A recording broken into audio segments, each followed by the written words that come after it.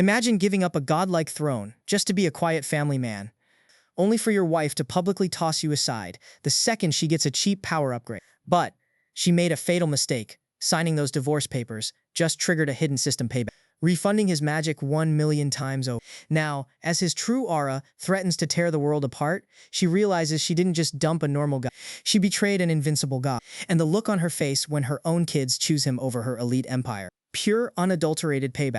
Years ago, he abandoned a trail of bodies and a godlike throne just to live a quiet, ordinary life by her side. But as he stands across from her in the ceremonial hall, a millennium of devotion comes to a silent, crushing end. He closes his eyes, bracing himself against the sickening weight of betrayal. Irony cuts deep on the very night they pledged their souls to each other. A hidden system had awakened within him, offering a millionfold return on every drop of power he surrendered, promising to make him supreme across all realms. As his eyelids open, a translucent blue interface flickers into existence, displaying ancient runes to legalize their split. The cold mechanism of the system never understood that he didn't care for world-ending strength. He only ever wanted a home. He silently reads the glowing mandate of their annulment, while she sits opposite him, completely blind to the ethereal barrier rising between. Violent surges of raw energy crackle through the air, burning away the sacred vows that bound their souls, illuminating his hardened face as the last threads of their unity snap. Shutting his eyes once more, he is flooded by memories of an era when her love was genuine, back when she would lean against his shoulder in quiet tranquility. He remembers sunlit afternoons where their small courtyard rang with laughter. Their 3 children gathered close around them. For 1,000 years, he believed his sacrifices had given him a perfect life. But reality is cruel. Under a bleak twilight sky, a crowd of spectators watches.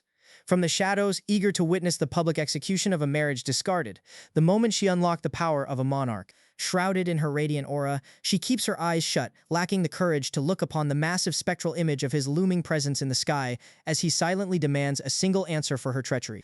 As cold wind sweeps across the arena, her voice breaks the silence, confessing that her newly awakened crown demands the utter destruction of all human emotion if she is to reach the pinnacle of existence. He stares down at her with a heavy, piercing gaze, finding it almost tragic that, after centuries of shared history, she cannot even muster the strength to look him in the eye. A dark, bitter smile plays on his lips as the disgusting truth settles in. When forced to choose between her own family and absolute authority, she did not hesitate to choose power. Before them, the glowing crest of their sacred covenant shatters into a million fragile fragments, dissolving into dust like a forgotten memory. Her mentor steps forward, resting a hand on her shoulder and warning her sharply not to squander another second, demanding she finalize the severance before her momentum breaks. A surge of golden power flows into her body, stealing her heart and washing away the last remnants of hesitation as her divine ascension takes. The older woman stares ahead with cold, ruthless pride, completely satisfied that her puppet has finally cut the dead weight of a seemingly mortal husband. But that smug arrogance shatters in an instant as a sudden, sickening wave of murderous pressure erupts into the air, freezing her blood in her veins. Jagged tendrils of blood-red energy slice through the atmosphere, radiating a lethal intent so absolute that it suffocates everyone present, a staggering power coming from a man they had all written off as weak.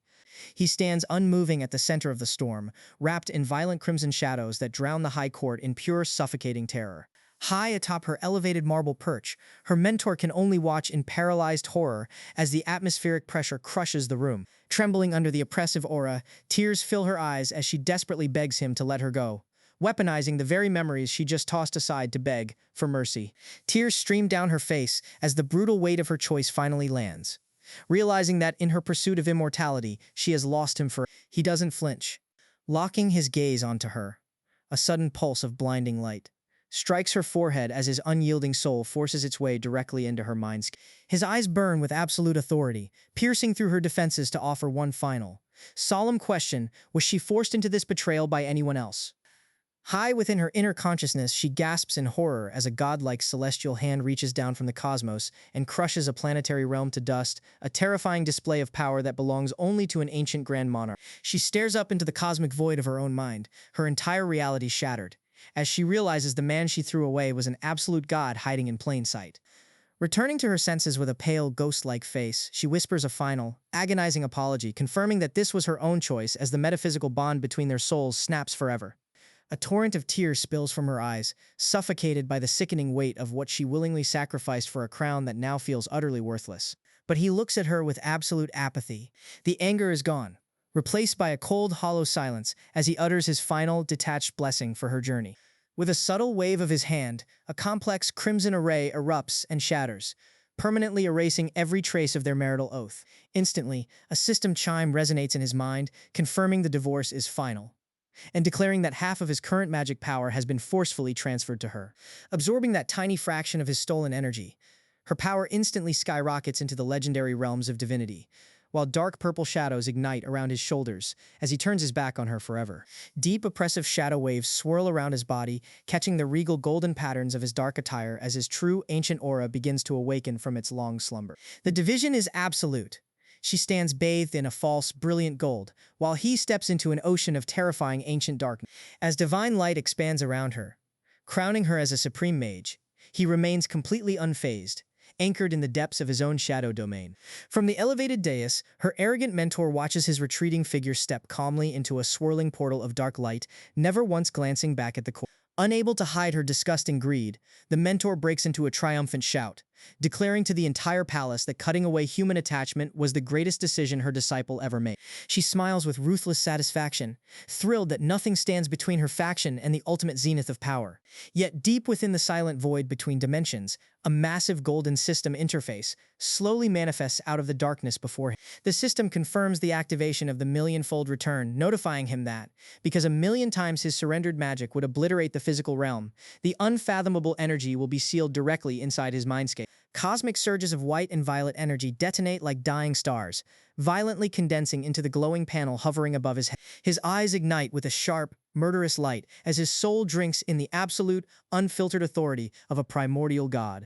High in the cosmic expanse, a colossal golden spatial ring ignites, spawning a violent vortex of spatial energy that threatens to swallow the stars.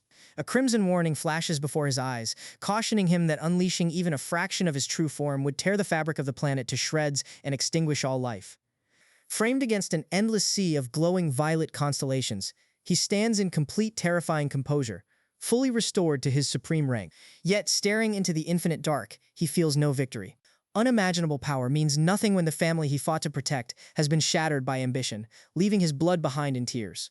Back on the platform, his eldest son gazes after him with a heavy, conflicted heart, silently bearing the grim reality of remaining behind with a mother who chose power over love. His daughter watches on with tears welling in her sharp, determined eyes, while little Penny sobs hysterically, her heartbreak echoing through the silent court. Looking up through a blur of fresh tears, the little girl trembles violently, crying out to ask if her father is truly walking away from them forever. Dropping to one knee, he lowers himself to her level, his dark shadow realm, parting just enough to draw close to his youngest child. He gently rests his broad, warm hand upon her head, softly promising her that no matter how distant he may seem, his love for her will never fade.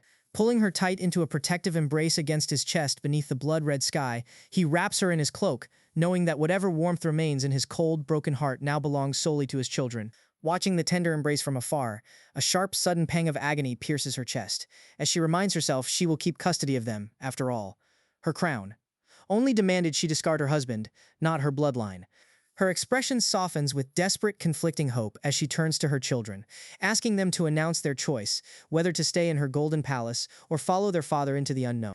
But her breath catches in her throat as a horrific realization strikes.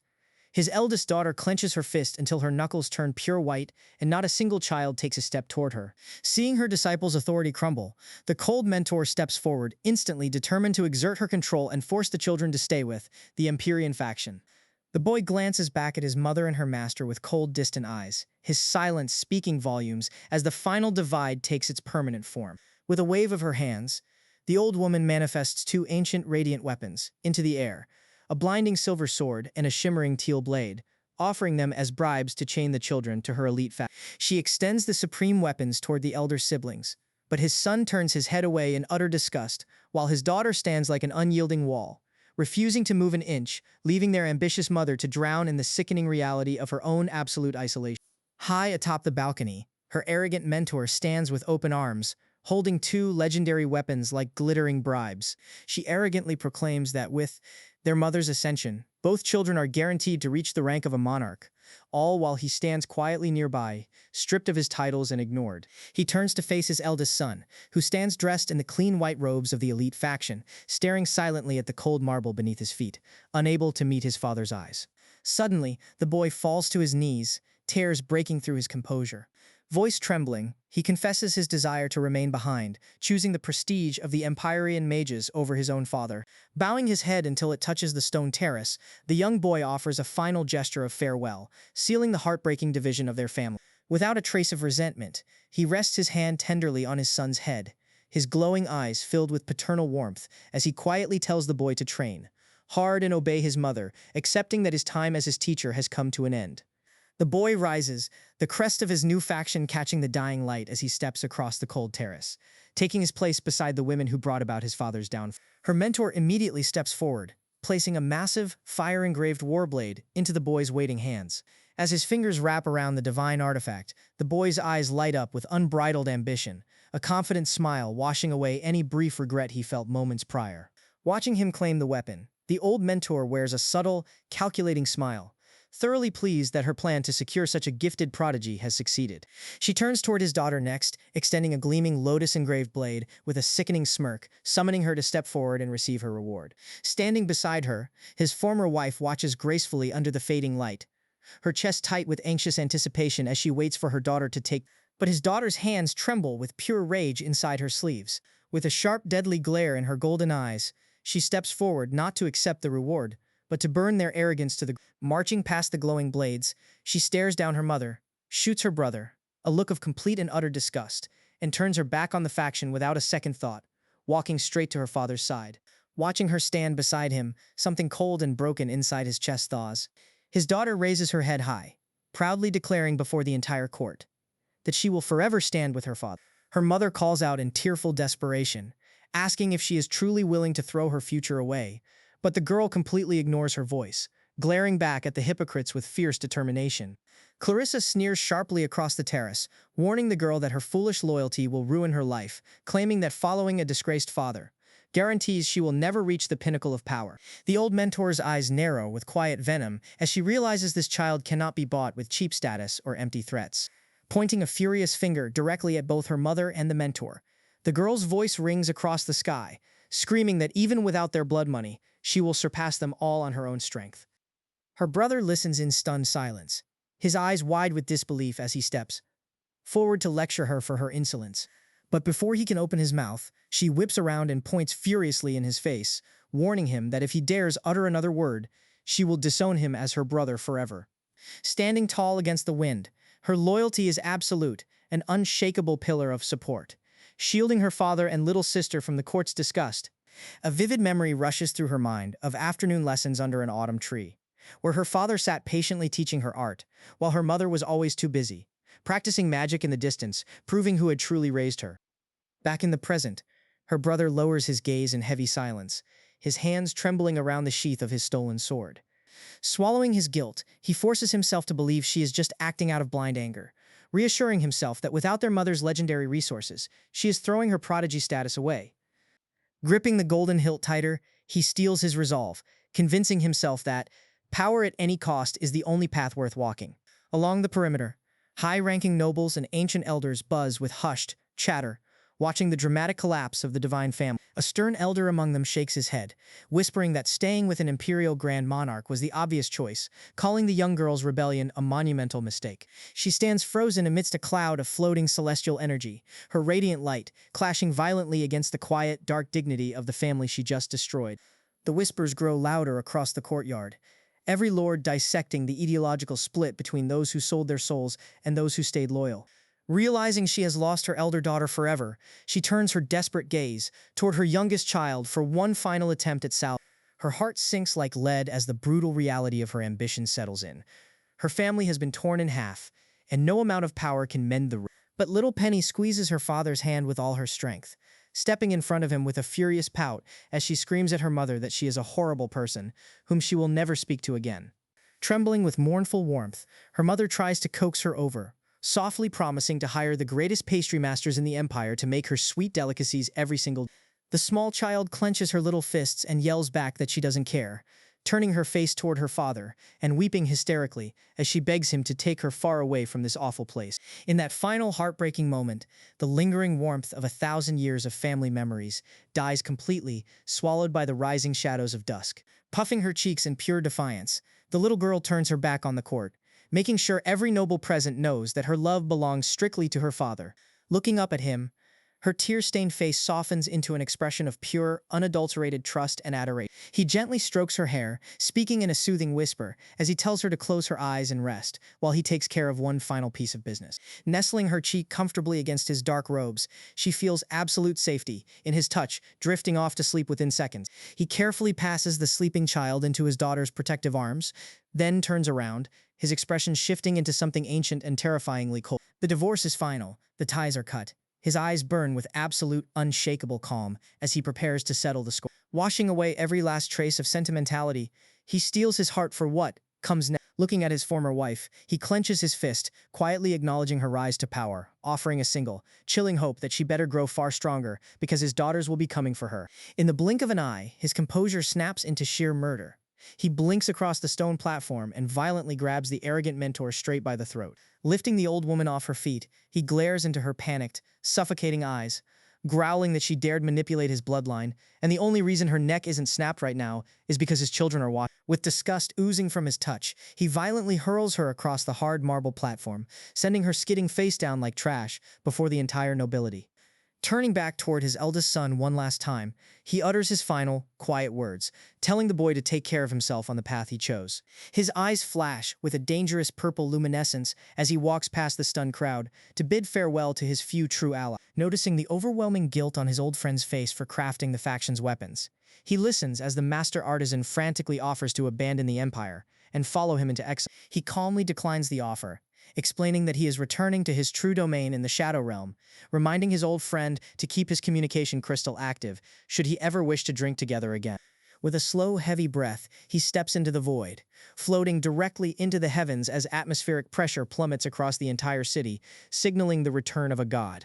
The ancient elders and nobles watch with terrified, trembling eyes as the golden sky is violently eaten away by a swirling ocean of black storm clouds. Bruised and choking on the floor, the arrogant mentor staggers to her feet, her face pale with utter horror as the sky above suffocates the sun. The highest masters of the empire drop to their knees, paralyzed by the sheer divine concentration of shadow energy flooding the atmosphere. High above the world, he hovers in complete silence, his dark cloak thrashing in the violent storm. As he prepares to show this pathetic realm what true strength looks like. Looking down upon the trembling court with supreme indifference, he unseals his absolute, unrestricted monarch aura. A colossal supernova of deep, apocalyptic shadow energy erupts into the atmosphere, tearing the sky wide open. Shielded inside a sphere of gentle, protective darkness, his loyal daughters float safely by his side as his power takes its true, mythic form. From the dark abyssal void, a legendary shadow dragon of nightmare proportions bursts into existence, its massive wings eclipsing the heavens and its blood-red eyes burning with primordial wrath, soaring majestically into the horizon and leaving the treacherous imperial court cowering in absolute terrifying awe. Clarissa stares into the sky in shock, while an elder beside her mutters in total disbelief that a peak Grand Monarch lived among them unnoticed for a millennium, shattering Aurelia's illusions in an instant.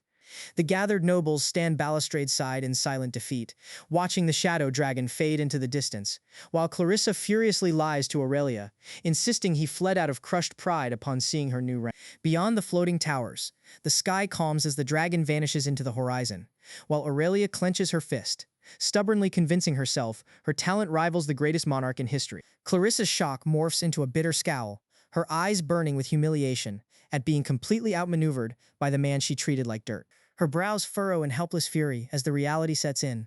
She lost both the monarch and his gifted daughter to the Shadow Realm. Her jaw tightens with poisonous rage, seething over the total humiliation suffered before the entire empire. Unable to suppress her embarrassment, she screams at her remaining disciples, issuing desperate orders to regain control. Meanwhile, in the expanse between dimensions, the spectral image of his dark authority stands opposed to her false golden radiance, sealing the permanent cosmic divide between their paths. Realms away, he arrives at the majestic borderland of his domain, alongside his daughters, standing between a dark volcanic landscape and a floating paradise. Asking the girls if they feel any fear looking ahead, he points toward the vast expanse, explaining the secrets of his private sanctuary, while his eldest daughter smiles warmly, reassuring him that as long as they are with him, fear doesn't exist. She looks up at her father, her golden eyes radiant with peace now that they are finally safe, while little Penny chimingly boasts that she isn't scared either. He gently rests a hand on his daughter's head in warm paternal pride, assuring them, both that they never need to fear anything because their dad has been unbeatable for a very long time. He offers a soft, fond smile, but his daughter playfully smirks, reminding him of his own golden rule that one must never become arrogant because someone stronger always exists. Leaning into his touch with relief, she chuckles playfully while he rubs the back of his neck, lightheartedly claiming he is the rare exception because he happens to be that someone stronger everyone speaks of. Standing by his side in the golden light, she bursts into delighted laughter, teasingly calling him completely shameless, smirking in complete relaxation now that he is surrounded solely by pure love. He watches as little Penny giggles that her dad makes a little sense, but only a tiny bit. He looks at his eldest daughter with profound pride, the dark stains of betrayal inside his heart thoroughly washed away by the sound of his children's laughter. She covers her mouth with a soft giggle, sharing another cherished moment on the edge of the world. Little Penny beams with an adorable smile, asking her father if this scary new realm has plenty of delicious food for them to eat. Content to begin a chapter of quiet peace and absolute power, he promises the little one that an old shadow dweller he knows prepares legendary feasts, though he must first show them a hidden secret. His daughter laughs lightheartedly as they share one last joke before turning down the hidden path. The little girl's eyes light up in wonder as the breathtaking mysteries of their destination unfold before them. With a gentle, confident smile, he steps forward, ready to unveil the vast vault he kept hidden for centuries. Leading the way beneath the earth, he guides them over roaring lava lakes and verdant subterranean waterfalls. Descending into a massive volcanic cavern, they walk across a narrow stone bridge, hovering over rivers of molten fire, flanked by endless mountains of gold and treasure, leaving the little girl in utter shock as he reveals his ancient monarch hoard. He speaks casually while they walk through the golden glow, explaining that since his son took a mortal warblade, he will be bestowing his own sovereign, divine artifacts upon his daughters. Approaching the central altar at the cavern's heart, his purple eyes gleam as he calls out into the fiery abyss for his ancient guardians to wait. Raising his arms toward the bubbling magma, he speaks an ancient incantation, commanding the volcanic energies to unleash their secrets. As the stone platform trembles, the lake of fire boils violently, awakening legendary relics sleeping beneath the molten depth. Erupting from the sea of lava, a dark, spiked suit of shadow armor wrapped in purple magic rises alongside a colossal greatsword radiating blinding crimson flame. He watches calmly as the legendary Sovereign Slayer greatsword, Grudge, floats beside the sentient bloodmist armor, smirking as he introduces the gear that conquered realms. Snatching the blazing red hilt directly out of the air, he turns to his daughters, ready to grant them unmatched power. His eldest daughter gazes in awe at the floating flaming greatsword, its fiery aura radiating divine pressure as he presents it to her, ordering the weapon to serve his precious child with absolute loyalty. He introduces the legendary blade, explaining its terrifying history as a tool, fit only for sovereigns, while the sword hums softly in vibrant approval. She stares at the burning red steel, feeling an intense, mysterious pull toward it. Though she hesitates, worried her current magic capacity is far too weak to wield such a god-tier weapon. The dragon head hilt pulses with living fire as he holds the blade outward, toward her. He offers a reassuring smile, comforting her with the truth that as his bloodline, there is nothing in this universe she is unworthy of holding. The divine crimson gemstone on the guard flashes with intense heat, while his daughter laughs at his dramatically cool reassurance. Still looking down in slight hesitation, she questions her strength, but he gently reminds her that in the brutal shadow realm, where might makes right, absolute power is necessary. Suddenly, her eyes widen in shock as the fiery aura flares softly, recognizing her soul as its rightful master and wrapping its gentle flames around her hands. Without a single, the dragon hilt roars with brilliant light, wreathing the blade in welcoming fire as he presses the handle firmly into her grip. Feeling the sword's warm acceptance merge with her spirit, her doubt evaporates, replaced by pure joy and rising confidence. He smiles warmly, turning his focus toward his youngest daughter to reveal something equally extraordinary. His eldest daughter stands proudly, eager to wield her new sword to protect her family, while the menacing spiked shadow armor shrinks down to little Penny's exact height hovering before.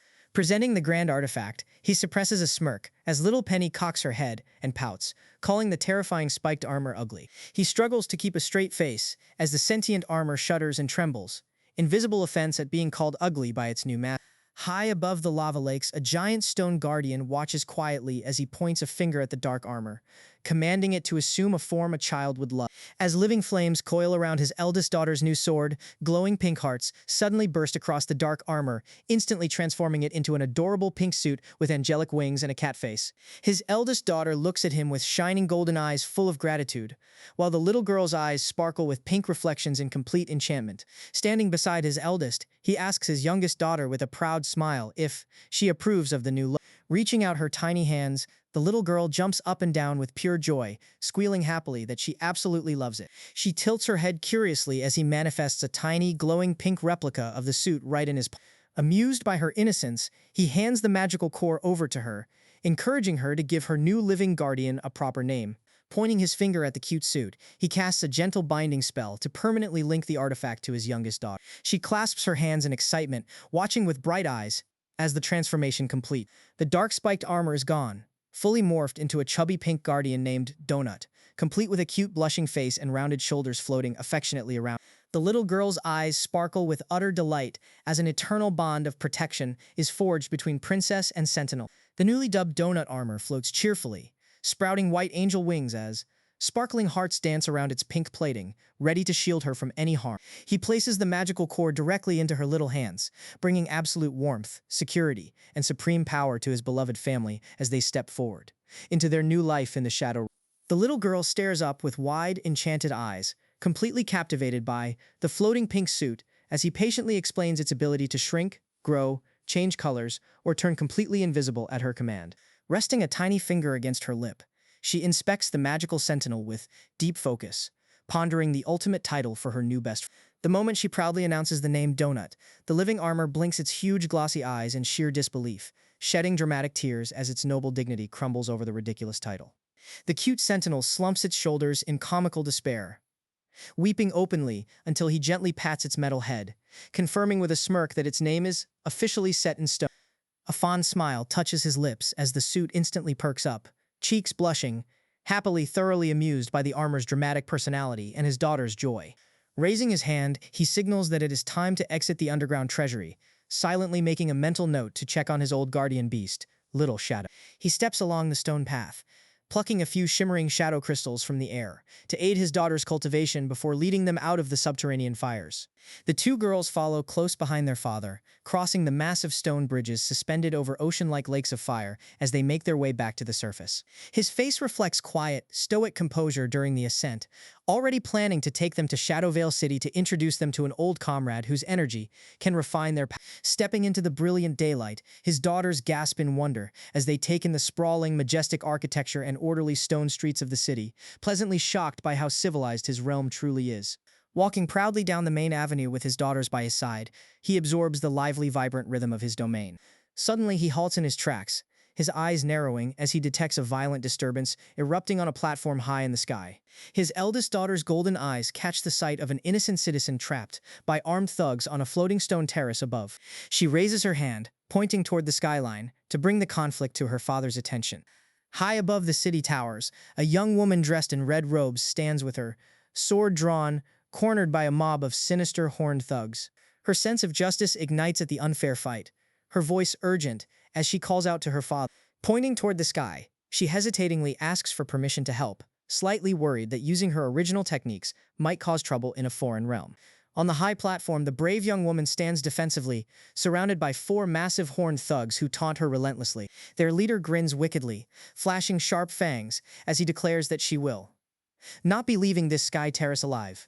Despite the terrifying odds, the young woman holds her blade steady, determined to protect the precious cargo in her possession. Down on the cobblestones, his daughter looks back at him with burning, pleading eyes, itching to test her new flaming greatsword in real battle. Reading the pure intent in her heart, he places a gentle hand on her head, melting away her anxieties with a single touch.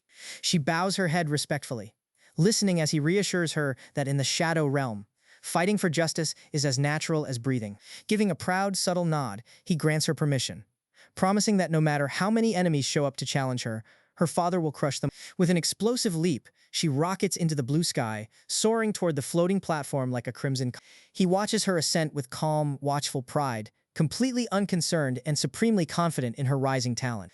A dark smirk plays on his lips as he anticipates her swift victory, knowing that everything under these skies answers only to him. Closing his eyes peacefully, he stands relaxed in the middle of the street, placing absolute trust in his daughter's hand. High above the city, a blinding pillar of crimson fire detonates across the sky, announcing her arrival on the battlefield. Landing gracefully on the stone terrace, she unsheathes the blazing greatsword Grudge, reassuring the trapped woman while leveling the fiery blade at the startled thugs. In a single, breathtaking motion, she swings the massive sword, releasing a kinetic shockwave that instantly turns one of the thugs into fine dust. The remaining thugs freeze in utter terror, paralyzed by the overwhelming heat and divine authority radiating from her 10th tier weapon. Enraged and greedy, their leader points a trembling finger at her, screaming across the city skyline for every rogue fighter to swarm her and claim the legendary blade. The trapped woman sheds tears of relief, though her heart turns to ice as dozens of armored shadow warriors with glowing red eyes swarm the terrace from all directions. Unfazed, his daughter sweeps her sword in a massive arc, sending a quick spirit whisper to her father before igniting the air into a sea of swirling fire. Down below, he mentally tells her to hold nothing back, and on the platform, a fiery explosion detonates, scattering her attackers like dry leaves in a storm. Desperate to survive, the thug leader unleashes a chaotic blast of magic, while the young woman in red draws her own sword and charges in to fight at his daughter's side. His daughter cuts through the enemy spell like paper, incinerating the remaining thugs in a flash of divine fire. While down below, he watches the stranger's technique, recognizing a spirit that feels nostalgically familiar. The thug leader grits his teeth in sheer horror as the torrential fire wipes out his entire crew, leaving him completely exposed. Within seconds, the battlefield clears, leaving his daughter standing victorious, while the few surviving cowards flee for their lives across the distant bridge. Their terrified screams fade into the wind as order is restored to the high platform. Relaxing her stance, a bright, satisfied smile rests on her lips as she marvels at how effortlessly her new weapon annihilated her enemy. Down in the cobblestone square, he stands with his hands tucked behind his back, calmly awaiting his daughter's return.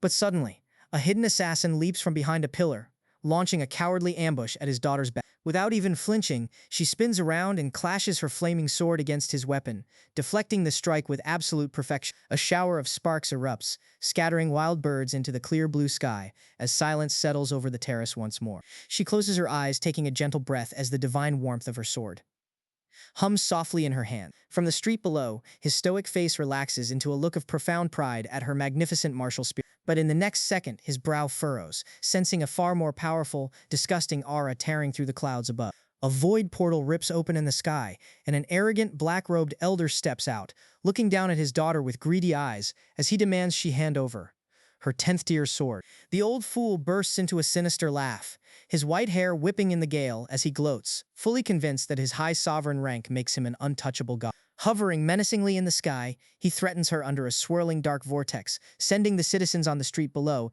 into a panicked frenzy. Cowering behind a crumbling wall, the surviving thugs watch in trembling awe at the arrival of their supreme master. Stones and dust float into the air as the elder unleashes his full, suffocating aura upon the city terrace. But the elder's smug smile instantly dies, sweat pouring down his pale face as his eyes lock onto the man standing casually on the street below, sensing a godlike pressure that freezes his soul. Unable to withstand the terrifying gravitational weight, the old fool is violently slammed onto his knees, right in midair, trembling hysterically, as he stammers out a pathetic plea for mercy to the Grand Monarch. Down on the cobblestones, he casually raises a single hand without even looking up, remarking with cold, terrifying amusement that he preferred the old man's cocky attitude from a moment ago. Under his absolute aura, the elder's dark magic disintegrates into ash, forcing the terrified old fool to shatter his own arms in excruciating agony just to beg for his life. Standing unshakable on the earth below, he gazes upward with supreme indifference, leaving the disgraced elder groveling on his knees in the sky before the undisputed ruler of the shadow. He stares calmly at the armless, bleeding mage hovering helplessly in the sky, dryly remarking that the old fool was surprisingly smart when his life was on the line, prompting the terrified high mage to gasp out a desperate plea of gratitude before vanishing into thin air. Crossing his arms, he gazes up at the remaining thugs trapped on the terrace, nonchalantly telling them to ignore him and carry on with their little brawl. His eldest daughter turns to him with a radiant, triumphant smile, marveling in her mind at how glorious it feels to have an invincible god guarding her back. He gazes back at her with cool satisfaction, immensely proud of her combat execution, just as the surviving thugs realize they are doomed and turn to run. But before the cowards can take a single step, he casually raises his arm, casting a massive golden barrier across the heavens that seals off the entire sky above the terrace. The radiant energy wall stands completely unyielding, an absolute testament to his spatial authority as the trapped thugs hammer against it in pure, frantic panic. Trapped like rats inside the cage, the rogue fighters draw their weapons, forced into a desperate battle for survival against his daughter and the young woman in red. In a blinding flash of motion, his daughter sweeps her flaming greatsword through the air, sending waves of divine fire crashing through the enemy ranks. With one final, devastating strike, she wipes out the last of the attackers, leaving the terrace completely clear. Rushing down to the street, she blushes with happiness as she cradles her new sword, eagerly telling him how perfectly the weapon fits her hand, while he reaches over with a warm smile to gently stroke her head. Basking in his warm praise, her heart swells with pure contentment, knowing, beyond a shadow of a doubt, that she made the right choice by standing at his side. Looking at her with quiet pride, he silently makes a note to find a suitable shadow technique to convert her foundation, ensuring she can harness true shadow essence without drawing eyes. A subtle smirk touches his lips, his eyes softening as he looks upon his loyal daughter, deeply satisfied with the indestructible bond they share. But without warning, an ominous screech tears through the air as a jagged, spatial rift rips open across the blue sky above the city. A dark vortex of shadow energy expands across the heavens, oozing a cold, predatory aura that heralds the arrival of an uninvited monster. A dark hooded assassin draped in skull motifs and glowing green curse magic steps out of the void, laughing like a maniac about sensing a 10th tier, sovereign weapon from miles away. He glances sideways, his eyes locking onto the intruder as he casually recalls, exterminating every single Grand Monarch from that exact same faction 1,000 years ago. Dark, poisonous magic flares around the assassin as his eye ignites with a sinister spell, boasting arrogantly that his dark covenant has returned to its absolute zenith. Stepping onto the balcony, he stands opposite the floating assassin, sarcastically mocking the fool by reminding him that the last arrogant idiot just broke both his own arms and ran away crying. He stares at the intruder with absolute indifference, unbothered as the assassin screams in blind fury, declaring he will murder him to announce their return to the world. Remaining completely relaxed, he dryly quips that the fool is stealing his lines, teasing that their pathetic cult clearly needs another few centuries. Buried underground, the two stand locked in a brief, tense standoff against the cloud-draped skyline of the city. But before the assassin can even cast his spell, he blitzes through the air in a purple blur, snatching the dark mage straight by the throat as the fool's eye widens in sheer hysterical terror. The assassin shrieks in agony as absolute gravitational pressure crushes his spirit core to dust, while he offers a cold, terrifying smirk, reminding the fool that his ancestor uttered those exact same words right before dying. Hovering unmoving in mid-air, he holds the writhing assassin suspended over the city as dark, corrupted magic erupts around them. In the very next second, the assassin's body disintegrates into glowing black dust, erased from reality by a casual flick of his godlike power. Turning away as the ash melts into the wind, he leaves the young woman on the ledge, staring in speechless horror at a mid-stage Grand Monarch being effortlessly obliterated in a single second. He maintains his stoic dignity, having snuffed out an imperial threat, as if swatting an annoying fly. Casually lowering his hand, his embroidered robes settle as the sky clears, and he calmly walks back to kneel beside his youngest daughter. The lingering trails of dark magic dissolve into nothingness, restoring absolute peace to the city streets. Looking down at his little princess, he gently asks if the scary green magic frightened her. Having completely wiped the assassin from existence, he smiles as the little girl beams with sparkling star-shaped eyes, excitedly squealing that she wasn't scared at all, and thought her dad looked unbelievably cool. The stormy atmosphere dissipates completely, returning warmth and light to the balcony. The last trace of the dark mage's soul is extinguished forever, leaving no remnant behind. A warm smirk touches his face as he rests a proud finger beneath her chin, silently marveling at how worthy his little treasure is of his divine bloodline. His eldest daughter gazes up at him with boundless adoration, utterly spellbound by his absolute godlike command over life and death. He softens his gaze toward his youngest child, his heart filled with deep, quiet contempt. The little girl looks up at him with a sweet, radiant smile, clutching his dark robes with absolute trust. Bending down slightly, he speaks softly to her, cherishing the heartwarming tranquility of being together as a... But suddenly, violent storm clouds gather at blinding speed over the city, spires crackling with deep purple light. A massive pillar of purple energy rockets into the sky from the city center, as a booming, thunderous voice echoes across the heavens, demanding to know who dares commit murder in his city. The pillar of light tears a grand path through the storm clouds, unleashing an overwhelming pressure that causes loose cobblestones and boulders to float into the air. Down on the streets below, the citizens point into the sky and shout in wild excitement, instantly recognizing the legendary aura of their supreme city lord, a peak Grand Monarch warrior. The dark clouds swirl majestically behind the spires, creating an overly dramatic entrance, while he chuckles softly, thoroughly amused by his old comrade's incurable love for theatrical drama.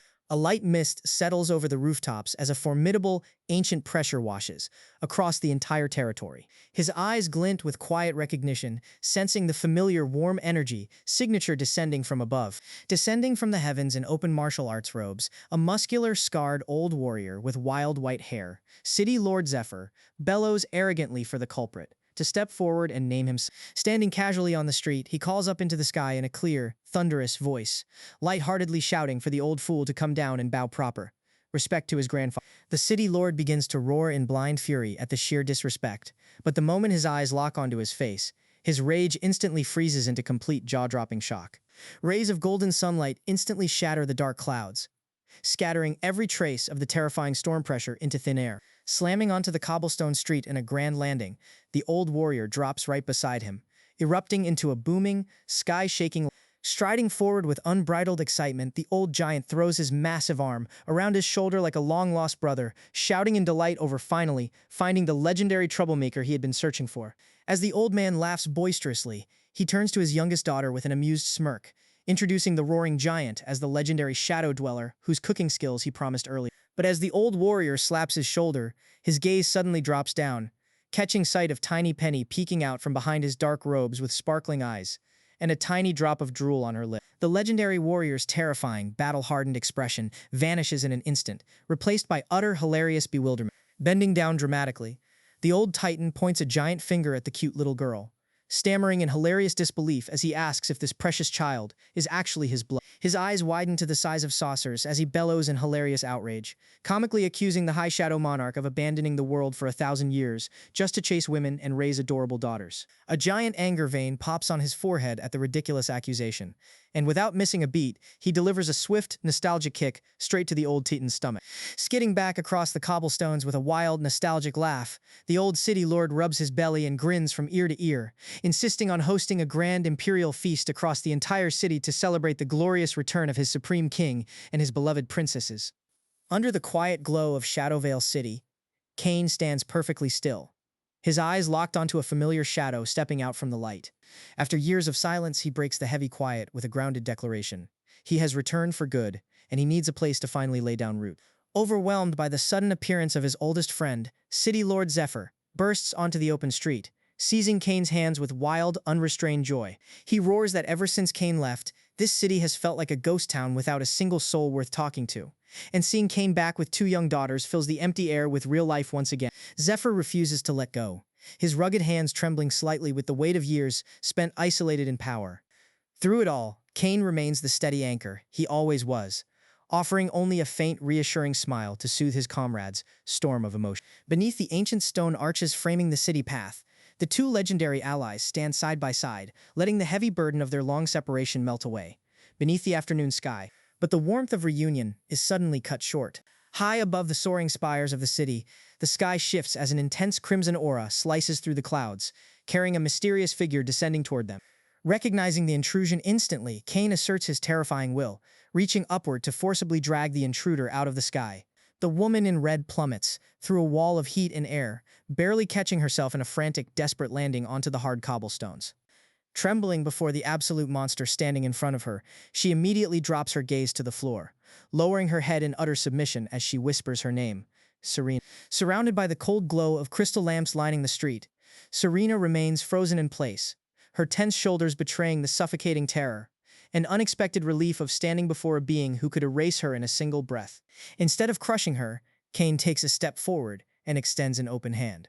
Recognizing her bloodline, he offers her a second chance, inviting her into his household to serve as a guide for his daughter, who knows nothing of the unforgiving shadow. Beside him, young Valerie steps up, her bright eyes shining with effortless warmth as she offers Serena a gentle smile, instantly washing away the threat of death with genuine acceptance. Stunned by a mercy she clearly didn't expect, Serena's breath catches in her throat, a faint color rising to her cheeks as she stares at the lifeline handed to her by a living legend.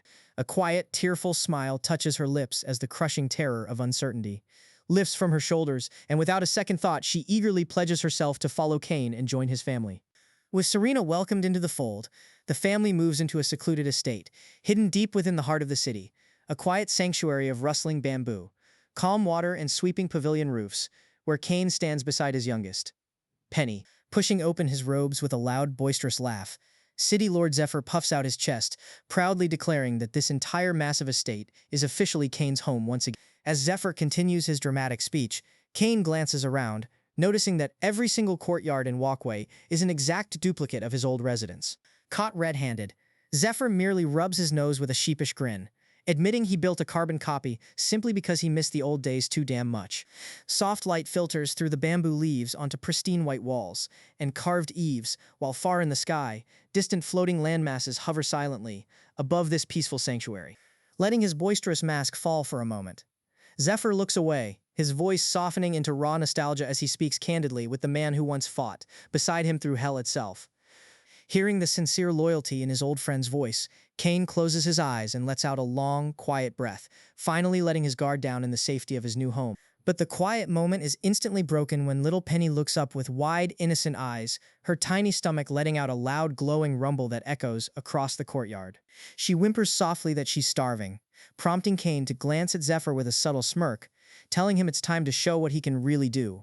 Zephyr throws his head back with a thunderous roar of laughter, declaring that his grand moment has finally arrived, swearing to fetch a feast fit for kings. Before the echo of his voice even fades, Zephyr vanishes into thin air, leaving the peaceful courtyard behind as day gently turns to the deep indigo of dusk. Moments later, space tiers open high above the rooftops. Zephyr drops back into reality, casually dragging the titanic corpse of a terrifying red shadow. Beast, an ancient monster he slaughters without breaking a sweat just to prepare dinner.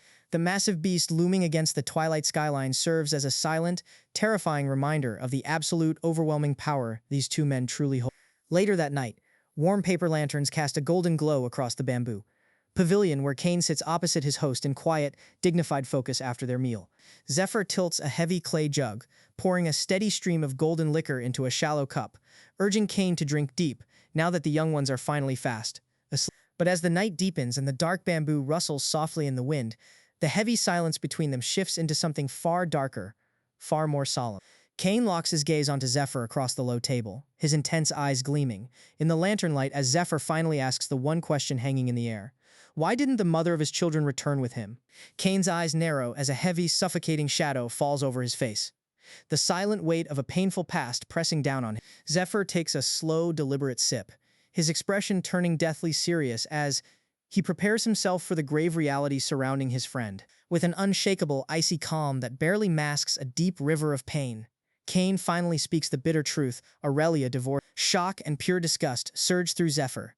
He slams his fists onto the heavy wooden table, leaning forward with furious disbelief, unable to fathom how any woman could be so mind-numbingly blind to discard a man like Cain. High above, a cold full moon cuts through the dark sky, casting a harsh silver light over the silent bamboo garden. Shadow stretches across Zephyr's face, his eyes burning with intense, furious determination. As he absorbs the sickening betrayal Cain suffered at the hands of his former wife, he spits out a harsh, scathing condemnation, his battle-hardened voice dripping with contempt, declaring that Aurelia was an arrogant, utter fool for throwing away someone of Cain's stature. But slowly, Zephyr's rage shifts into a cunning, knowing grin as he leans back, asking hypothetically if Cain could ever forgive that woman if she realized her mistake and came begging. Seeing Cain shut down the thought with absolute, icy finality, Zephyr lets out a dark chuckle, satisfied with the response, and smoothly changes the subject. His grin fades into a grounded, solemn expression as he looks straight into Cain's eyes, swearing his absolute, unshakable loyalty, no matter what choice Cain makes next. On the table, subtle ripples stir across the surface of the golden liquor as Zephyr casually brings up another name, a woman named Frost, who searched endlessly for Cain across the realms.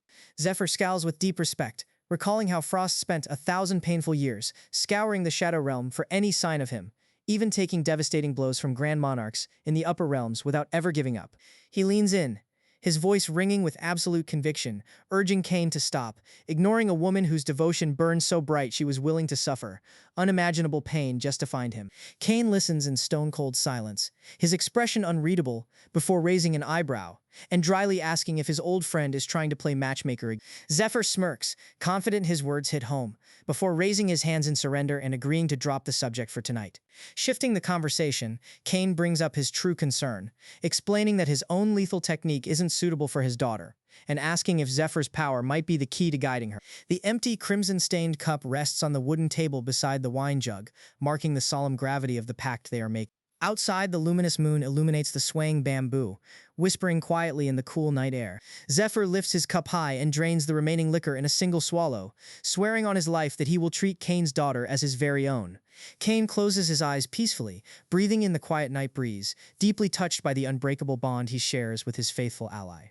Zephyr gestures toward the tea set between them, reassuring Cain that if his technique fails, he will search every dark corner of the Shadow Realm to find the perfect path for his girl. A faint, confident smile touches Cain's lips, his sharp eyes glinting with renewed purpose and cold determination for the future. He rests his eyes for a moment, letting out a quiet breath as the heavy, late-night dialogue smoothly winds down. Bathed in the soft amber glow of the lantern, the two legendary figures sit, together in peaceful, companionable silence beneath the moonlit sky. Zephyr firmly places his large hand over his chest, binding himself to a silent, solemn pledge of absolute fidelity to Cain and his daughters. Rising to his feet in the open pavilion, Zephyr steps out toward the dark bamboo grove, standing tall and imposing like a guardian watching over the night. Meanwhile, inside the quiet, moonlit bedroom chamber, little Penny sits huddled on the edge of a grand bed, her face buried down as heavy tears fall, while Valerie sits beside her with a sorrowful, compassionate gaze. Tears stream down Penny's delicate face, her innocent eyes filled with heartbreaking sorrow as she whimpers through agonizing sobs, confessing that she hates the mother who abandoned them, yet cannot stop the agonizing pain of missing her. Valerie reaches out with utmost tenderness, her slender hand gently wiping away, the hot tears falling from her little sister's cheek. Overwhelmed by the crushing emotional weight, Penny buries her face deeply into Valerie's chest, seeking safety and warmth in her older sister's arms. Valerie pulls her tight into a warm, protective embrace, holding her sister, gently while reassuring her that as long as they have their father, they have more than enough in this world.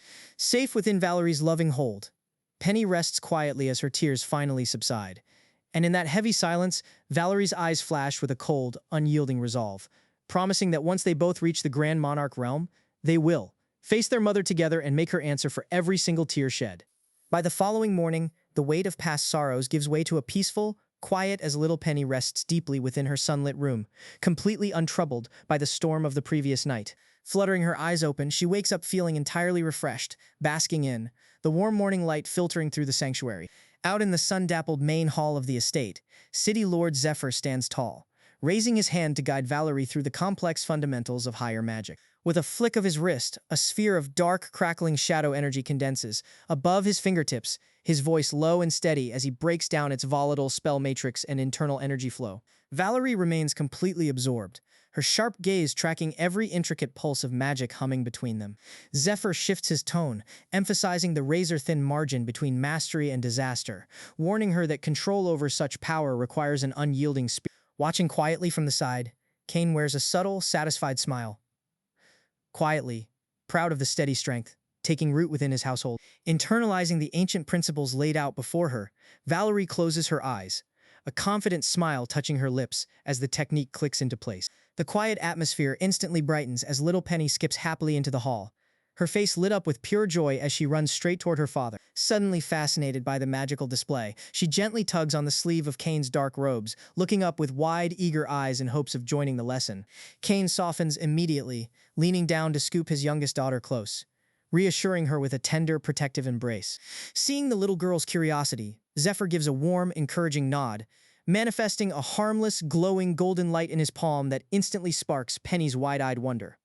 As Valerie remains focused in her meditation while aromatic smoke drifts from a nearby incense burner, Cain and Zephyr step to the side to speak of more pressing matters.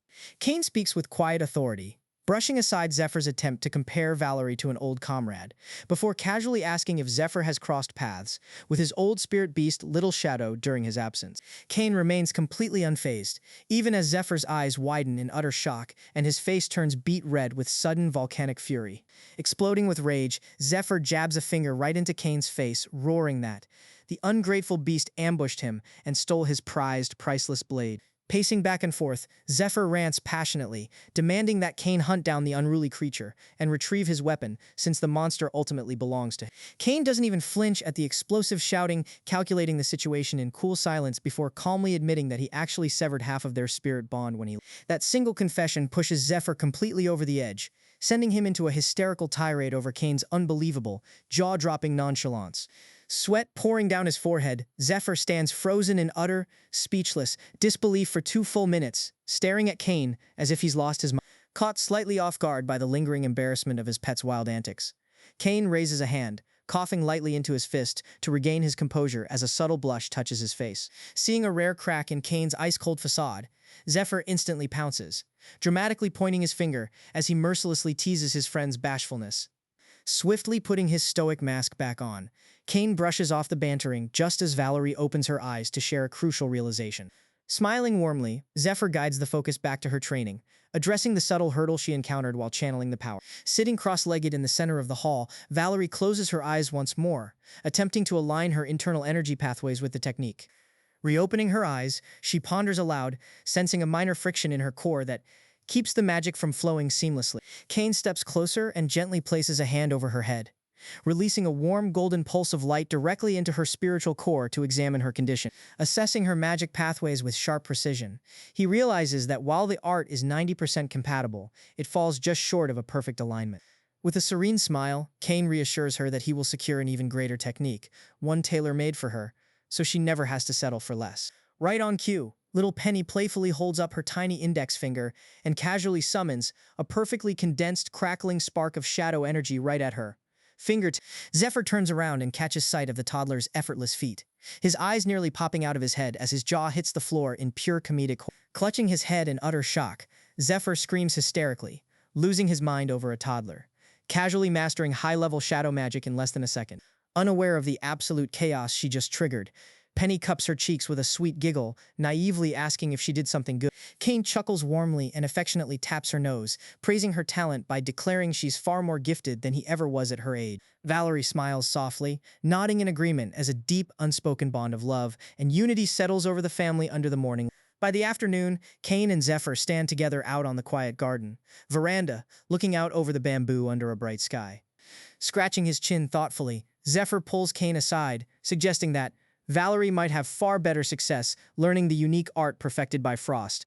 Cain's eyes narrow with a stern glare, warning his friend against playing matchmaker again, though he acknowledges the logic and asks if Zephyr is still in contact with her. Zephyr's cool composure completely shatters as he throws his arms up in dramatic panic, complaining about Frost's terrifying, unpredictable temper ever since her prized weapon went missing.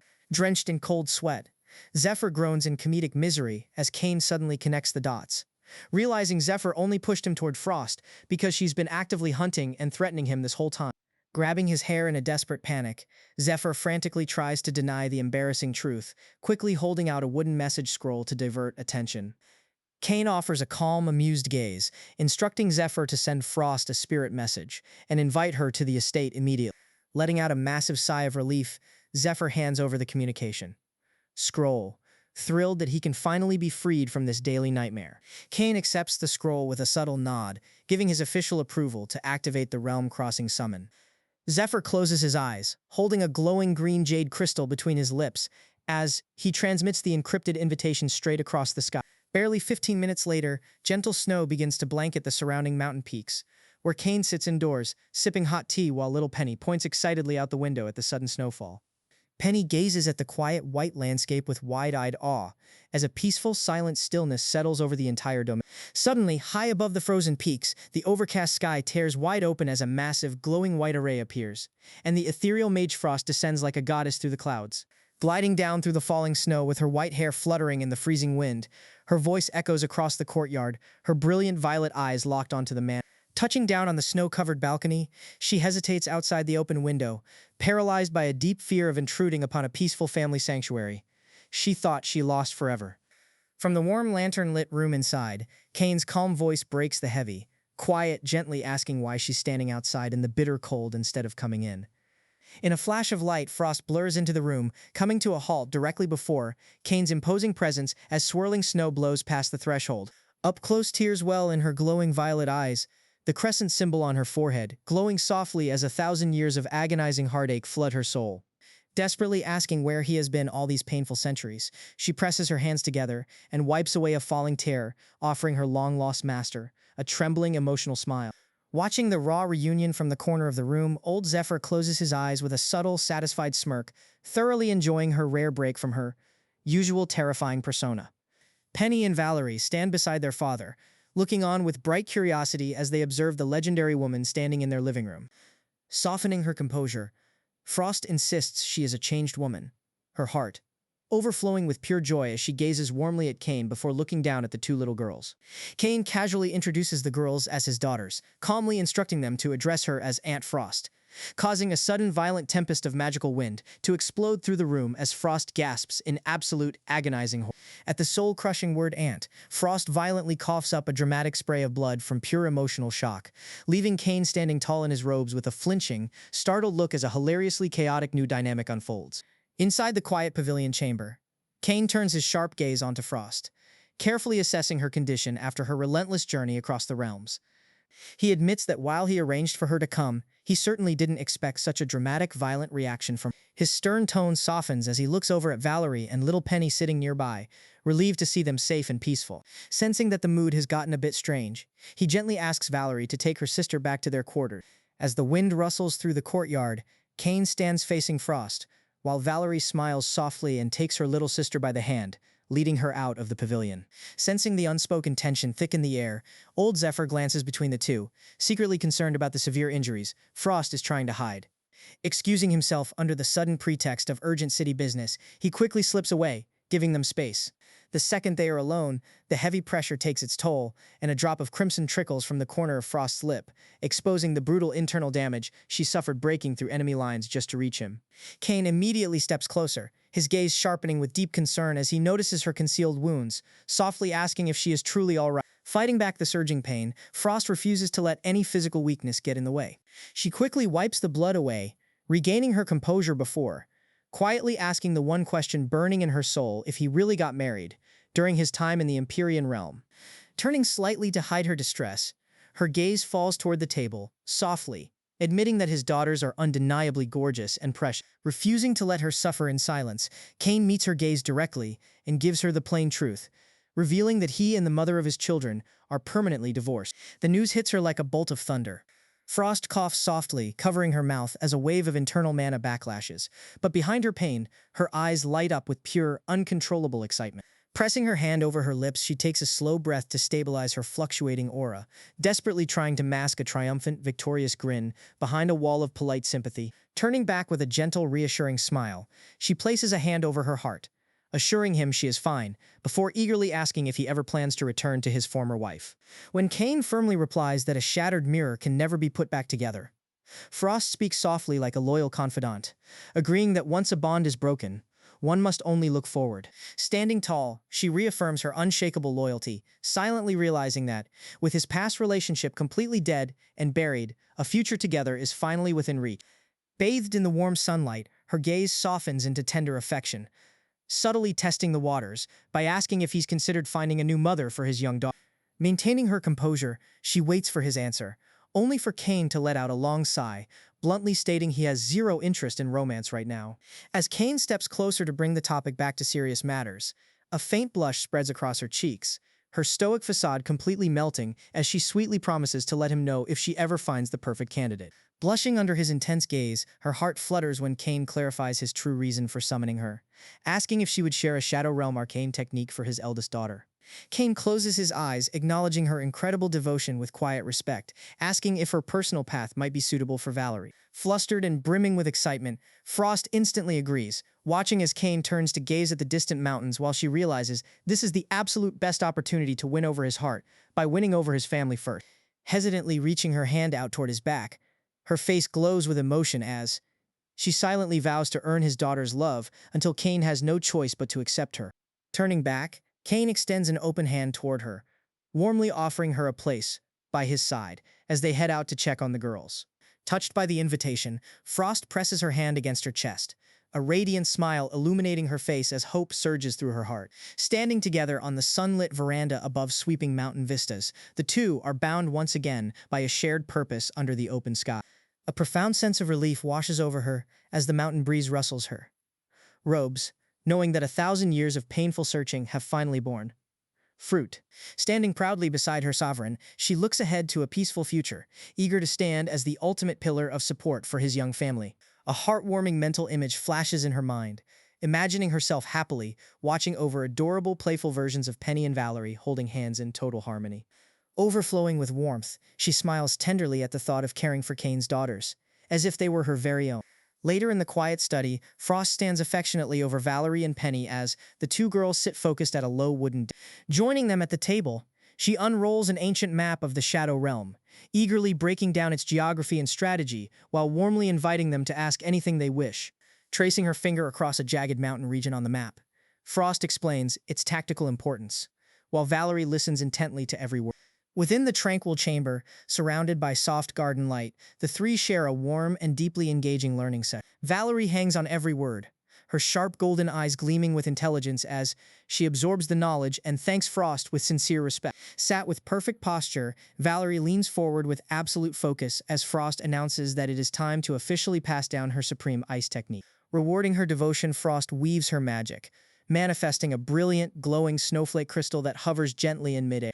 She presents the magical crystal to Valerie, who takes it into her hands with a bright smile, feeling a deep, comforting warmth wash through her core. Valerie's eyes sparkle with wonder as she marvels at the intricate mana structure, joyfully declaring that the technique feels completely natural to her. Glancing toward the doorway, Valerie beams as Cain enters the room to check on his daughter's progress. Cain steps forward and gently pats her head, resting his palm over her core to confirm that the technique is indeed a flawless match. Standing proudly beside her desk, Cain gives her an encouraging smile, explaining that he will convert her old Empyrean foundation next, asking Frost and Penny to step outside for a short moment. Valerie looks up at her father with radiant, proud eyes, thrilled by his approval and completely ready for the transformation. Little Penny looks up from her seat, her large blue eyes twinkling with playful curiosity as she asks if she really has to leave too. Pouting her cheeks in the most adorable way possible, she gives her father a pitiful look, making Cain chuckle and suggests she ask Aunt Frost for some fresh frozen watermelon. Cain gazes down at his youngest with a warm, loving smile, thoroughly amused as her eyes instantly light up at the mention of food. Frost steps forward gracefully, her heart melting as Penny grabs her hand, without a second thought, cheering in pure excitement. Out in the tranquil bamboo garden beside the lotus pond, Frost kneels down, offering a thick, juicy slice of fresh watermelon to the toddler after feeling a surge of warmth from her trust. Penny stares at the bright red fruit with wide drooling eyes, her mouth practically watering before she takes a massive, joyful bite. Frost smiles warmly with her eyes closed, completely charmed by the toddler's hilarious reaction as she hands her a spirit message crystal to request future treats whenever she wants. Chuckling softly, Frost encourages her to enjoy every bite, officially sealing a bribe-filled deal with the food-loving little girl. Penny happily devours the slice, wiping a smidgen of juice from her cheek as she beams with pure bliss. Savoring the sweet taste, she closes her eyes in sheer happiness, loudly declaring her absolute love for anything delicious. Sitting near the sparkling koi pond, Penny happily eats slice after slice, while Frost kneels beside her, eagerly offering to learn professional cooking just for her. As vibrant koi fish leap out of the lotus pond, Penny gives a hilariously blunt, innocent response that catches Frost off guard. Standing among the towering green bamboo, Frost watches over Penny with deep maternal tenderness, quickly adapting to the toddler's hilarious, food-driven personality. At a nearby stone table, Frost sets down a towering plate of fresh watermelon, promising to bring her famous Shadow Realm delicacies next time. She hands another juicy slice directly to Penny, who accepts it with open arms, completely thrilled by the promise of shadow dumplings. Speaking sweetly to the little girl, Frost's eyes glow with pure joy as she realizes her master plan to win over the family is working effortlessly.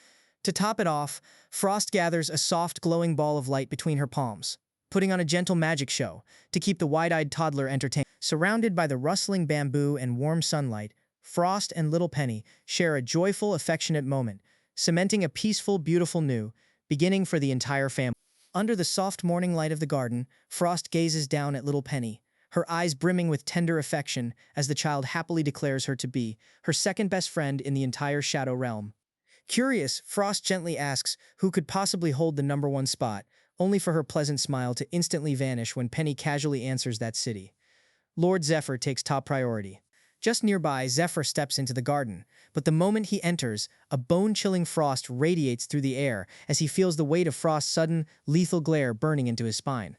Erupting with fiery indignation, Frost points a finger sharply at him, commanding him to get over here this instant while a bewildered Zephyr stammers, in complete panicked confusion. Standing attentively in his dark robes, Zephyr respects her terrifying authority, allowing himself to be dragged into the stone pavilion so she can interrogate him about Kane's past. Standing face-to-face near a manicured bonsai tree in the bamboo courtyard, the two ancient allies engage in a solemn, tactical briefing regarding Kane's painful history with his former wife.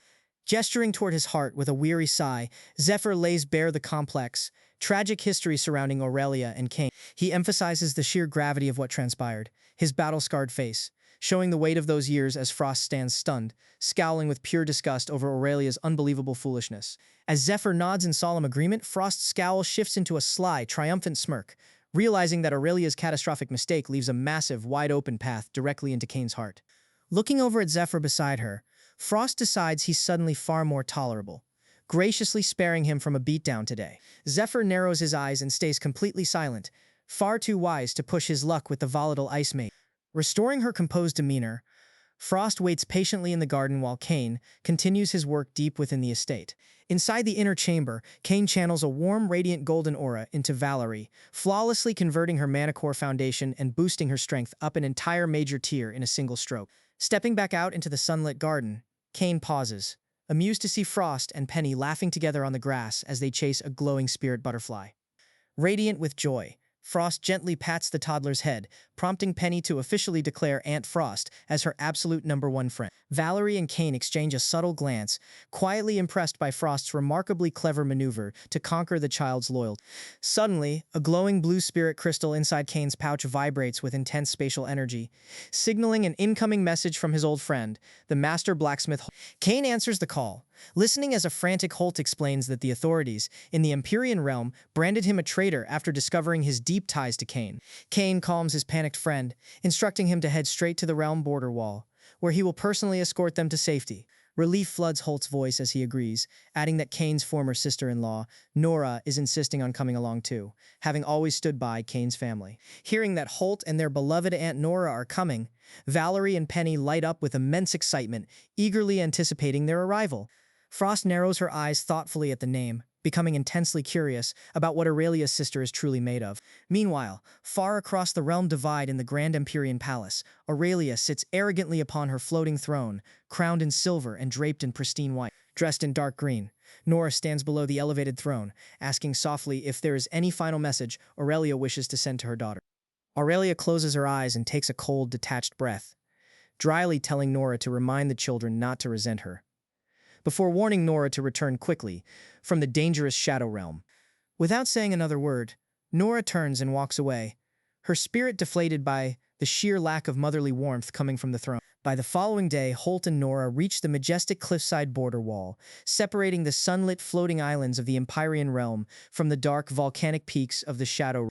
Raising his green spirit crystal, Holt contacts Kane to signal that they have arrived at the border checkpoint. Space itself tears open like wet paper, and Kane steps effortlessly out of the dark void directly in front of them with absolute domain control. Holt grins with relief, clapping Kane on the shoulder while lightheartedly joking that Kane better protect them on their first venture into the Shadow Realm. Kane offers a faint smile, reassuring Holt that under his watch, no one in the Shadow Realm will ever dare touch them, before guiding them back to his estate. Arriving in the peaceful Shadowvale courtyard, Kane introduces Holt and Nora to Zephyr and Frost. Nora and Frost exchange polite handshakes, gathering around the stone table, under the bamboo canopy. Suddenly, Frost points a finger boldly at Cain, introducing herself to the newcomers with supreme confidence as Cain's ardent admirer. An agonizingly awkward silence drops over the table, while a single black crow caws overhead, leaving Cain staring at her in complete jaw-dropping shock. Zephyr bursts into a nervous laugh, placing a sympathetic hand on Cain's shoulder as the dynamic in their household grows even more hilariously chaotic. The lingering spirit energy fades into a gentle mist, sealing their newly forged alliance amidst the tranquil garden air. Cain carefully maps out their next moves, his handsome face set in calculating focus as he manages his rapidly expanding circle of allies. Walking through the estate alongside Valerie and Penny, Cain turns back with a warm, confident smile, assuring his daughters of their absolute safety. His daughters beam back with pure happiness, finding ultimate security in their father's unyielding strength. Watching from the side, Frost's soft eyes shine with profound trust and admiration for the man who commands such effortless loyalty. She offers him a warm, encouraging smile, ready to stand by his side against any storm the realms throw at. Meanwhile, the distant image of Aurelia sitting arrogantly on her cold throne only highlights the sickening rift between her hollow world and Cain's home. Nora's arrival in the Shadow Realm marks a decisive turning point, leaving behind the toxic cold hierarchy of the Empyrean mages once and for all. Casting aside her lingering family burdens, Nora fully commits herself to protecting her nieces and supporting Cain. Her eyes reflect absolute clarity, validated by her courageous decision to abandon her past and cross the realm border. Far behind them, Aurelia remains trapped in her cold isolation, completely blind to the genuine love and warmth flourishing in Shadowvale City. Nora dedicates her entire heart to this new path, deeply grateful to finally be reunited with the family that mattered. The massive abyss separating the volcanic Shadow Realm from the floating Empyrean Islands stands as a permanent border between a bitter past and a radiant future. Sending a final spirit pulse across the dimensional divide, Holt completes their official passage into the realm. The confirmed signal guarantees that all their true allies have safely arrived within Cain's absolute sanctuary. As crackling lightning fades along the dark border crags, a profound quiet settles over the realm line. Cain stands side by side with the old master at the edge of the estate, gazing out over the horizon with absolute resolve. His sharp purple eyes narrow with fierce purpose, fully prepared to crush any threat that dares challenge his family's peace. Returning to the main courtyard, Cain and Frost walk together toward Zephyr, who stands waiting by the stone table beneath the bamboo trees.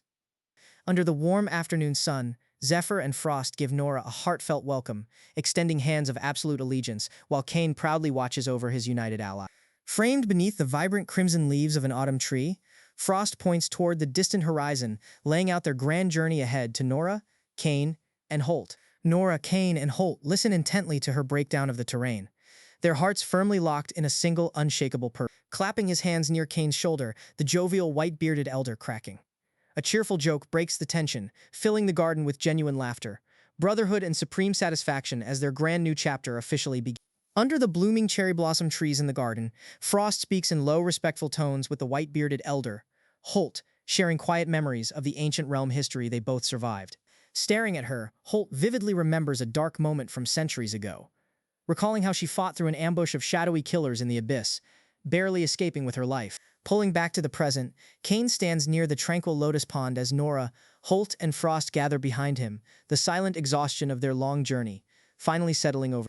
Turning toward the master blacksmith, Cain's sharp eyes narrow with curiosity as he asks about the ancient legendary artifacts hidden deep within the Shadow Realm. Stepping aside for a private conversation, Holt's weathered face turns solemn, reflecting on the immense burden those godly weapons carry, before softly asking if Cain's separation from Aurelia is truly permanent.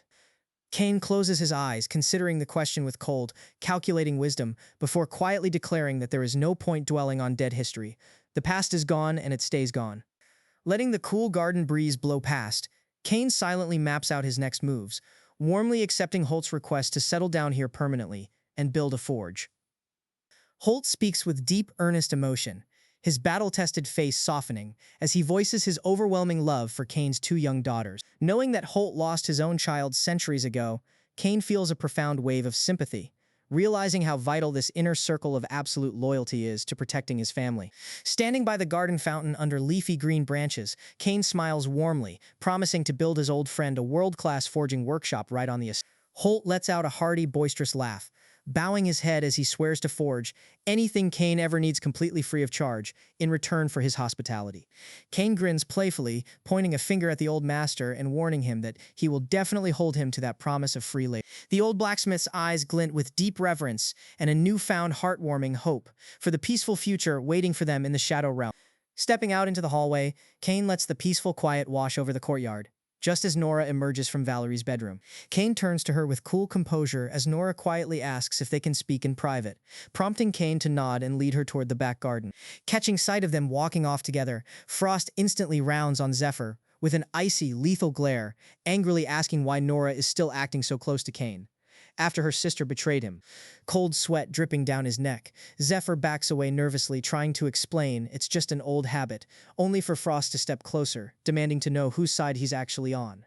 Out in the secluded back garden amidst glowing purple blossoms, Nora suddenly drops to her knees and bows in a full 90-degree angle, weeping as she begs for forgiveness on behalf of her sister Aurelia. Kane lets out a tired sigh and tells her to stand up, reassuring her that she bears no blame for her sister's actions, while Nora tearfully admits how sickening it was to watch Aurelia become blinded by an obsession for power. Looking straight into his eyes, Nora speaks with desperate sincerity, but Kane cuts her off gently, reminding her that what is done, and a broken path can never be retraced. Watching silently from the bamboo shadows, Frost keeps her sharp eyes locked on the scene as Nora offers another deeply sincere apology for her family's past mistakes. A mischievous smirk touches Kane's lips as he crosses his arms, teasingly asking her to prove her sincerity by staying here forever and never returning to the Empyrean realm. Nora looks up with utter deadpan earnestness, naively asking if she can at least go back briefly just to pack her things and say goodbye, leaving Kane staring at her in sheer comedic shock at her literal interpretation. Defeated by her absolute seriousness, Kane waves his hands in mock surrender, laughing out loud as he admits he has no idea how to handle someone so painfully earnest. Nora lowers her head, looking slightly disappointed that he was only joking, while Kane turns back toward the main courtyard with a smile. Re-entering the courtyard, Kane finds Holt completely frozen in awe, holding Kane's legendary crimson greatsword, Grudge, with trembling hands. Holt frantically rushes over, raving in pure disbelief about the forbidden forging arts and divine craftsmanship embedded in the blade, begging to know who created such an absolute masterpiece. Kane smiles casually, offering to personally introduce Holt to the legendary master blacksmith, who forged it so he can learn the craft directly. He grins with terrifying confidence, promising that if the smith refuses to teach him, Kane will simply beat the man until he agrees. Holt hesitates in shock, pointing out that anyone capable of forging a peak-tier, divine artifact must be at least a peak Grand Monarch, nervously asking if Kane can truly overpower such a monster. City Lord Zephyr cuts in with a proud, knowing grin, telling Holt to relax, because in the entire Shadow Realm, nobody dares say no to Kane unless they're begging for a beating. Zephyr's bold statement leaves both Holt and Nora completely speechless, thoroughly awed by Kane's unquestioned, terrifying dominance in this world. Holt erupts into a roaring laugh as Kane lays out his next plan to journey into the lethal Skyfall abyss to gather rare, god-tier forging materials. Standing tall, Nora offers a soft, radiant smile, her green eyes glowing with immense relief as she officially accepts her place as a permanent member of Kane's house. Ancient golden runes flare briefly between them, sealing an unspoken, sacred bond of absolute loyalty and mutual trust. Kane smirks with approval, deeply satisfied to have gained such fierce, devoted allies to stand guard over his daughters. A faint blush dusts Nora's cheeks as she catches Kane's warm, reassuring gaze across the courtyard. Giving her a final nod, Kane confirms that both she and Holt are now irreplaceable pillars of their growing family. Standing gracefully beside the fountain, Nora radiates a newfound posture of absolute peace and quiet confidence. She speaks softly, expressing her deepest gratitude to Kane for giving her a real home, far away from the cold, toxic politics of her past. Suddenly, an overly enthusiastic, out-of-line remark from the elders causes Kane to flinch back in hilarious comedic shock, raising his hands as dramatic purple lightning crackles in the back. Nora watches on with a gentle, amused smile, thoroughly enjoying this rare moment of Kane getting flustered. Regaining his composure, Kane strolls down the stone pathway around the fountain, with Nora following respectfully in his steps. They arrive at the training grounds where Holt stands holding the massive flaming crimson greatsword, Grudge, staring down a dark-armored warrior. Holding the massive sword with solemn reverence, The old master feels the intense, ancient heat radiating directly from its razor-sharp. Violent flames burst along the blade as its golden dragon runes ignite with blinding fire under Holt's expert examination. The legendary 10th tier artifact flares brilliantly, its crimson steel roaring to life with the overwhelming essence of 9 sovereign crowns. Cain watches with a proud, knowing smirk, seeing his former signature weapon awaken to its true, terrifying glory once more. His eyes glint with cold satisfaction as the roaring blade instantly recognizes its true master and sovereign heritage. Holding the sword with absolute respect, the elder presents Grudge back into the hands of the man who commands it. Cain gazes down at the blazing weapon, his sharp features framed by the warm golden light of the roaring fire. The old master looks on with deep reverence, knowing that only Cain and his bloodline possess the absolute right to wield such terrifying power. Standing before the grand green-tiled hall under the cherry blossoms, Cain and Holt discuss who should inherit this god-tier weapon. City Lord Zephyr steps forward, passionately arguing that the sovereign blade should be passed directly to Cain's eldest daughter, Valerie. Gesturing wildly, Zephyr insists that Valerie possesses the ruthless talent, terrifying focus, and raw spirit needed to master Grudge. Listening intently on either side, both Nora and the old blacksmith nod in total enthusiastic agreement. Holt throws his head back and roars with hearty laughter under the gazebo, thrilled by the terrifyingly bright future waiting for their next generation. Cain's eyes gleam with sharp, resolute determination as he gives his absolute approval to pass the legendary blade to his daughter. Standing tall alongside his fiercely loyal allies, Cain rests his hand on his belt, fully prepared to bestow the ultimate sovereign artifact upon Valerie and usher in an era of absolute dominance. Reaching the Grand Monarch realm is no simple feat, a truth Nora absorbs in rapt silence as Cain reveals the key. To make her eventual breakthrough effortless, her body must first be thoroughly cleansed in a hidden sanctuary lying deep beneath the surface. Her eyes burn with an intense, unyielding resolve, fixating on him without a shred of doubt, as she willingly accepts the arduous path he has laid out. He remains the picture of absolute composure, carrying an aura of unshakable authority that leaves no room to question his decision. Turning his attention toward the quiet, blossom-drifted garden, he prepares to reach out to his former comrades, commanding Zephyr to arrange a forging sanctuary with the master artisan Craig. The instant the transmission hits, City Lord Zephyr freezes, his weathered face hardening into pure dead seriousness, as the unbelievable request sinks in. The message crystal flares violently in his grip, sending complex runic signals, shooting across the heavens like brilliant streaks of. Clinging tightly to the glowing token, Zephyr blurts out a desperate message before attempting to sever the link as quickly as he can. Panic sets in, cold sweat beating on his forehead as he realizes the sheer impossibility of his task, convincing an utterly cynical blacksmith that this isn't just another cruel trick. Trapped in the agonizing conversation beside a darkstone pillar, Zephyr has no choice but to stake his very honor on the claim that their legendary leader has genuinely returned. Beneath the shadow of the pavilion, he raises his fingers into the air, frantically swearing oaths to prove he isn't spinning lies this time. Deep within his sweltering forge, Master Blacksmith Holt glares at his matching jade slip, his expression dripping with sheer irritation and absolute disbelief. Framed by the furnace's oppressive heat, the heavily built craftsman grumbles.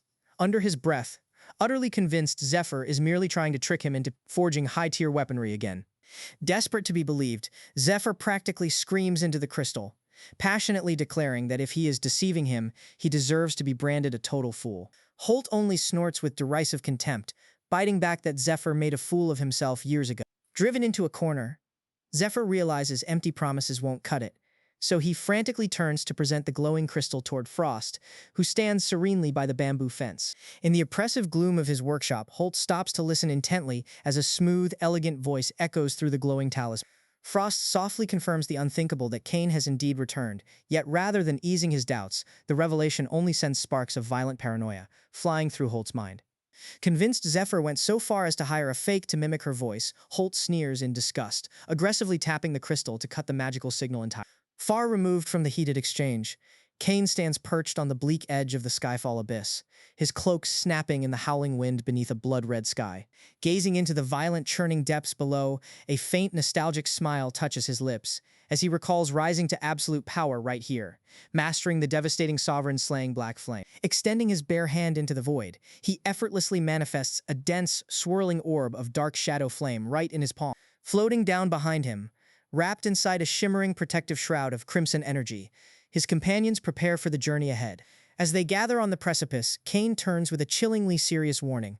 Once they venture deeper, stepping outside his protective barrier means instant, painful annihilation at the hands of the shadow flame. Locking eyes with Valerie, he sternly instructs her to keep a firm hold on her.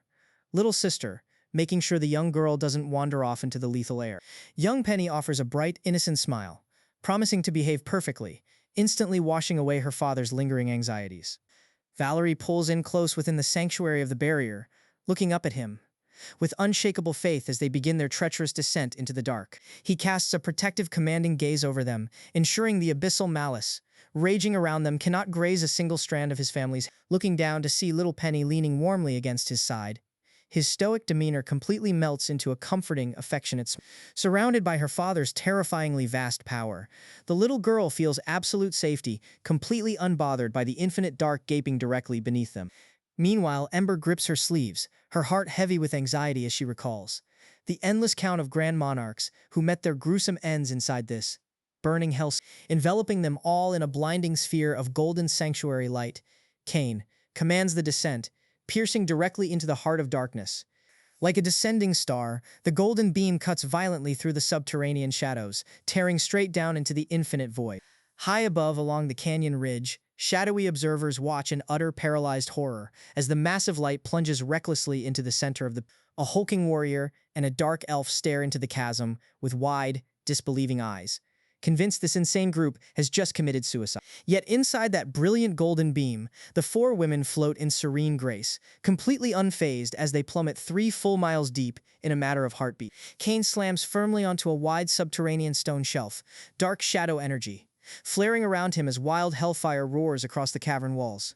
Framed by rivers of roaring lava, he strides forward into the inferno, while Valerie stays glued to his. With a sharp flex of his power, he unleashes a massive 30-foot domain of radiant light, forcefully blasting back the crushing heat and violent flame. Observing the barrier hold effortlessly against the hellish fury outside, Cain turns to deliver his final instructions before leaving them behind. He orders them to cultivate within this absolute safe zone, where no outer force can harm them, while he plunges into the deeper abyss to hunt for legendary materials. Penny chirps a cheerful promise to wait right there, allowing him to turn his focus back toward the scorching darkness waiting below. Without a second of hesitation, Cain dives headfirst over the edge, dropping upside down into the violent cavern with a cold, supremely confident smirk. Plummeting deeper with terrifying speed and precision, he remembers how 35 miles down was his absolute limit in his previous life, a boundary he intends to shatter completely this time. Accelerating into the blackness, his eyes lock onto his goal, leaving the 25-mile mark behind in a fraction of a second. Churning veins of brilliant magma blur into red streaks beside him, but his razor-sharp instincts instantly catch a strange, unexpected surge of energy.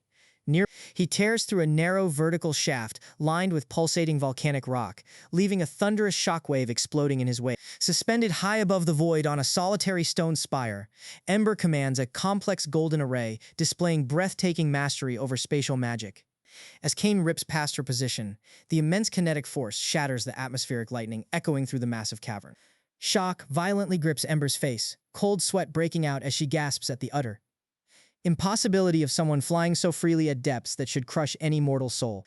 Wild lightning crackles against ancient stone pillars as Cain vanishes like a phantom deeper down the rift, leaving her standing stunned in his wake. Descending 35 miles deep within a spherical shadow barrier, he glides right past the ancient stratum, where he had once cleared out every last trace of divine. Encased in his dark shield, Cain continues his effortless descent into uncharted territories, pushed forward by a baseline power twice as strong as his past self. Within mere minutes, he reaches 45 miles deep, landing smoothly upon a jagged, dark stone ledge with a casual smirk. Embedded deep within the glowing subterranean wall, he unearths a massive, disc-shaped slab of skyfall divine gold, admiring its blinding radiant luster. Turning his gaze beyond the precious ore, he peers straight down into the pitch-black abyss below, calculating that the true bottom lies just 5 miles deeper. But at 50 miles down, the sheer, crushing atmospheric weight begins to press hard against his double baseline power, threatening to slow his progress. A sharp glow ignites in his eyes, radiating an intense, unyielding determination that promises no force in this world will stop him. Soft magical light bathes his composed face as he decides the time for holding back is officially over. In an instant, a terrifying torrent of dark shadow power explodes around him, tripling his strength as his energy surges wildly into the silent dark abyss. Surging with unleashed power, the crushing weight that once hindered him vanishes into nothingness, enabling him to shoot down to the absolute floor of the Skyfall abyss in a mere 15 minutes, wrapped in a blazing shroud of shadow energy. At the heart of this subterranean abyss, a violently pulsing rift of ancient magic marks the exact center of the world below. Hovering motionless in the dark air, a massive chunk of Skyfall divine gold,